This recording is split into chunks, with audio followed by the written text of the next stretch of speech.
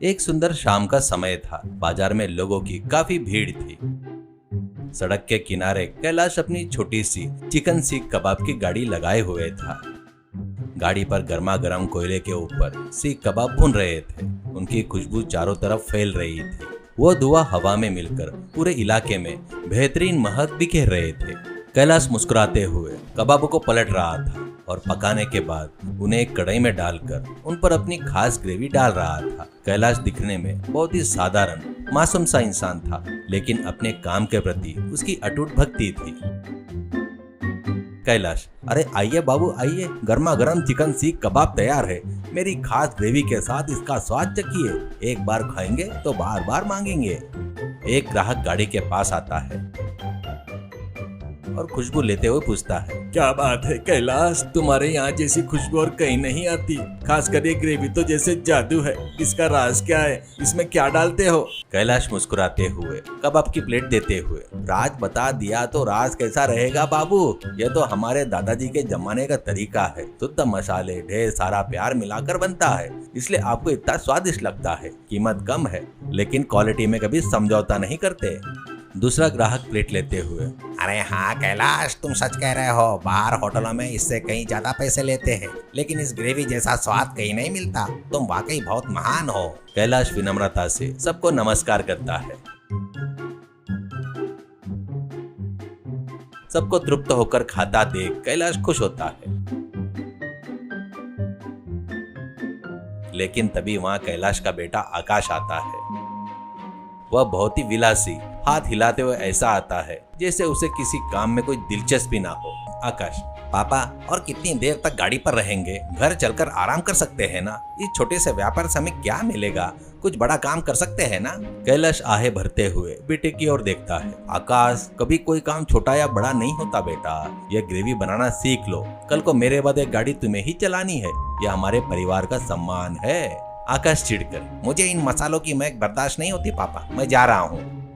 कैलाश का घर एक छोटा सा साधारण कमरा। कैलाश की पत्नी देविका कमरे में गंभीर चेहरा बनाए बैठी है। उसके मन में हमेशा ढेर सारा पैसा कमाने की इच्छा रहती है। कैलाश खिड़की के पास खड़ा हुआ सोच रहा है। कमरे का माहौल थोड़ा तनावपूर्ण है। देविका उठकर कैलाश के पास आती है। देखिए कैलाश, ऐसे और कब तक मेहनत करेंगे? आप जो चिकन सीख कबाब ग्रेवी बनाते हैं, उसके लिए लोग पागलों की तरह आते हैं। अगर आप इसकी कीमत दोगुनी कर भी दोगे, तब भी लोग आएंगे और खाएंगे। आप इन्हें इतनी कम कीमत पर क्यों बेच रहे हो? कैलाश शांति से, देविका, मुझे ज्यादा पैसों की जरूरत नहीं है। मेरे पास आने वाले सभी लोग गरीब और मध्यम वर्ग के लोग हैं। उनका पेट भर जाए, मेरे लिए वही काफी है। कम मुनाफे में भी हमारा गुजारा हो जा रहा है ना। देविका गुस्से में, गुजारा काफी नहीं है। हमारे बेटे को देखो कैसा आवारा घूम रहा है। उसके लिए एक बड़ी दुकान खुलवानी है, तो हमारे पास पैसा होना चाहिए ना। अगर आपने अपने तरीके नहीं बदले तो हम हमेशा ऐसे ही रहेंगे। कैलाश उसे समझाने की कोशिश करता है, पर वो नहीं मानती। तभी देविका का भाई मुन्ना वहाँ आता है। मुन्ना एक अजीब इंसान है। हमेशा सिर पर बड़े हेडफोन लगाए रहता है और चलते फिरते किसी धुन पर थिरकते रहता है। मुन्ना, क्यों दीदी, कैसी हो? जिंदगी एक बड़ी म्यूजिक कंपोजिशन जैसी है, जिसमें बिरयानी जैसी बीट होनी चाहिए। धिनचक धा। देविका मुन्ना को किनारे ले जाकर, मुन्ना, मुझे तुम्हारी मदद चाहिए। तुम्हारे जीजाजी के पास वो ग्रेवी बनाने का राज है जो वो किसी को नहीं बताते। तुम किसी भी तरह जब वो ग्रेवी बना रहे हो तो छिपकर देख लो और वो तरीका सीख लो। फिर हम दोनों मिलकर दूसरी गाड़ी लगाएंगे, उसकी कीमत ज्यादा रखेंगे और करोड़पति बन जाएंगे। मुन्ना हेडफोन्स ठीक करते हुए, दीदी, तुम्हारी बात तो एक मधुर गाने जैसी है। जीजाजी का प्लान क्या है वो देखना पड़ेगा। जैसे ढोल बजाते हैं वैसे ही ग्रेवी का सीक्रेट निकाल लूंगा। तुम चिंता मत करो, टकाटक। अगली सुबह कैलाश अपनी रसोई में ग्रेवी बनाने की तैयारी कर रहा है। वह कमरे में किसी को आने नहीं देता। खिड़की के बाहर मुन्ना छिपा हुआ है। उसने हेडफोन्स लगा रखे हैं और जीजाजी की हर चाल पर नजर रख रहा है। कैलाश को पता है कि मुन्ना वहां पर है। कैलाश मन ही मन मुस्कुराकर एक योजना बनाता है। कैलाश जोर से बोलते हुए, आज की ग्रेवी बहुत खास होनी चाहिए। इसमें गुप्त पदार्थ डालने होंगे। हाँ, सबसे पहले पुराना तेल डालना है, उसके बाद थोड़ी रेत जैसा पाउडर मिलाना है। मुन्ना खिड़की से देखते हुए मन में, ओहो, पुराना तेल और रेत का पाउडर, ये तो किसी नई किस्म के रिदम जैसी लग रही है। जीजाजी तो कोई अलग ही म्यूजिक प्ले कर रहे हैं। कैलाश एक कटोरे में रंग मिला हुआ पानी और कुछ सड़ी गली सब्जियां अच्छी तरह मिलाने लगता है। कैलाश, अब इसमें थोड़ा गीली मिट्टी भी मिला दो तो गाढ़ापन आ जाएगा, किसी को इस बात का पता भी नहीं चलेगा। यह मेरी ग्रेवी का असली स्वाद का राज है।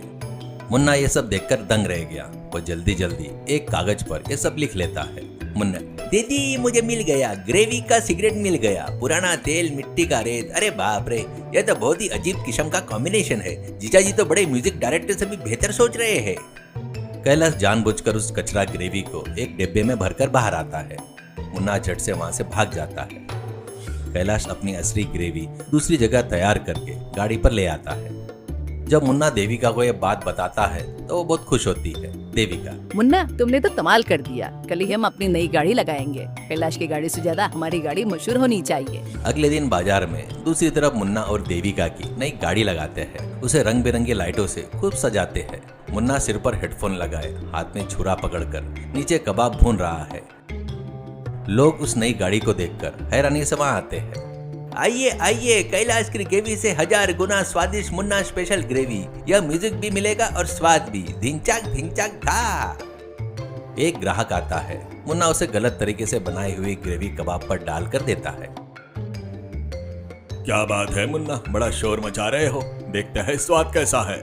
ग्राहक एक टुकड़ा खाता है। तुरंत उसका चेहरा बिगड़ जाता है। उसे उल्टी जैसा महसूस होने लगता है। अरे छी, क्या है ये, क्या मिलाया है इसमें?